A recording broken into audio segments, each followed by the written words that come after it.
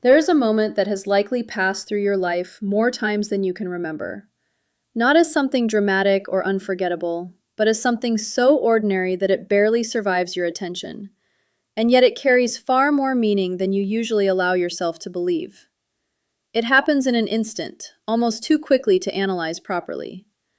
A younger woman's gaze crosses your path, brief and unforced, not held long enough to become awkward, not intense enough to demand interpretation, just a natural glance in your direction, followed by a soft smile that appears almost effortlessly, as if it had no agenda behind it.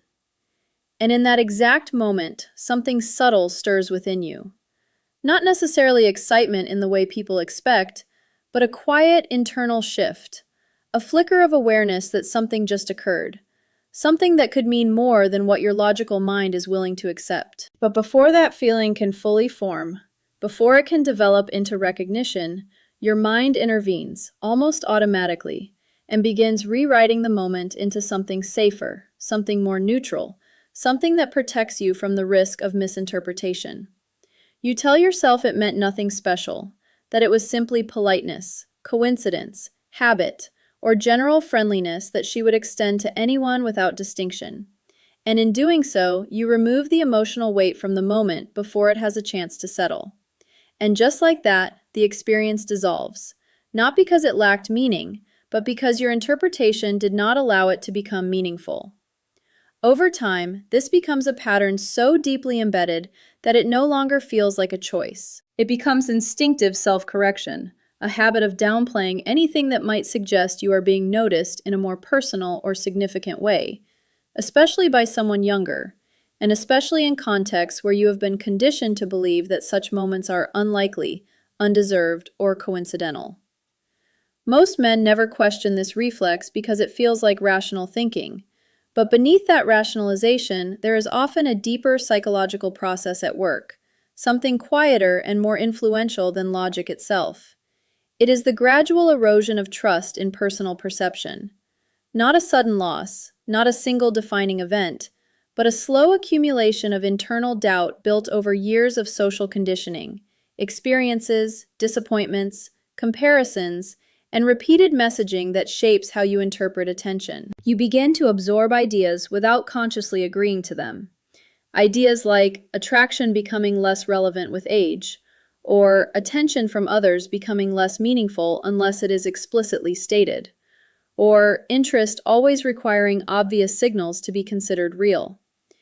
These ideas form an invisible filter through which you begin to evaluate every interaction. And over time, they do not just influence your interpretation, they replace your instinct. What gets lost in that process is not awareness of others, but confidence in your own reading of reality. You stop trusting the immediate emotional intelligence of your perception, the part of you that once simply registered human behavior without needing to analyze it into submission. Instead, you begin to override those impressions with correction, as if your first reading of a situation is always suspicious and must be adjusted before it can be accepted. And so even when something genuine passes through your experience, it is often reduced before it is even processed fully, filtered down into something safer, less meaningful, and easier to dismiss. But human interaction does not operate in the way that purely logical interpretation suggests. People rarely communicate their internal states in explicit, fully articulated forms. Instead, they express themselves in fragments, in timing, in micro-expressions, in energy shifts, in brief glances and subtle behavioral cues that carry more emotional truth than long explanations ever could. A smile, for example, is rarely just a mechanical gesture. It is often a spontaneous response generated before conscious thought has fully organized itself, a reflection of something felt before it is analyzed. And because of that, it can carry layers of meaning that are not immediately visible, not because it is intentionally coded, but because human behavior is always partially unconscious. When a younger woman smiles in your direction, the instinct for many men is to immediately categorize it, to place it into one of two simplified explanations. Either it is meaningless politeness, or it is direct romantic interest.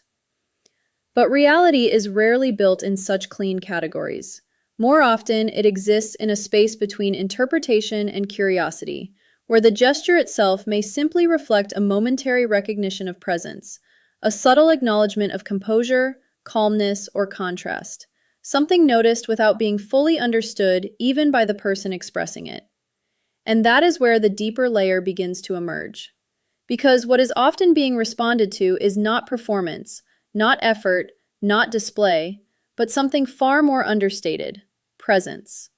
The kind of presence that does not announce itself, does not attempt to influence perception, does not rush to fill silence or seek validation in real time. It is a state of being where there is no visible urgency to be accepted, no subtle pressure to be approved of, and no need to constantly adjust oneself based on external feedback. And in contrast to environments where people are often unconsciously performing versions of themselves, that absence of performance becomes noticeable in itself. Younger individuals, still in the process of shaping identity, often move through social spaces with heightened awareness of how they are being perceived. Their behavior tends to be more reactive, more adaptive, more sensitive to feedback in real time, because they are still building the internal structure that allows for steadier self-definition.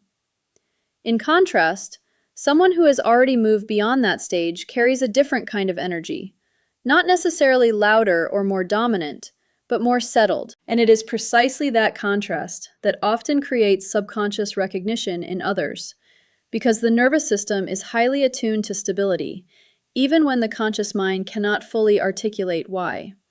So when that brief smile occurs, it is rarely a fully formed statement of intent. It is more often a moment of recognition without explanation, a short-lived intersection between observation and emotional response, where something is registered internally before being translated into thought. And because it happens beneath conscious processing, it can easily be dismissed afterward by the person experiencing it, both on the giving and receiving end. Yet even when dismissed, it does not necessarily disappear completely from emotional memory. What makes these moments so easily misunderstood is not the gesture itself, but the assumptions people bring into it. If you believe that attention must always be earned through effort, performance, or visible demonstration, then any spontaneous acknowledgement feels suspicious or unearned, and therefore gets minimized. But if you step outside that framework for a moment, it becomes clear that human attraction and recognition are not always transactional. They often arise from subtle psychological resonance, from the feeling of encountering someone whose internal state feels different from the surrounding noise, someone who is not actively seeking to be validated in that moment. And in that stillness, something else becomes visible.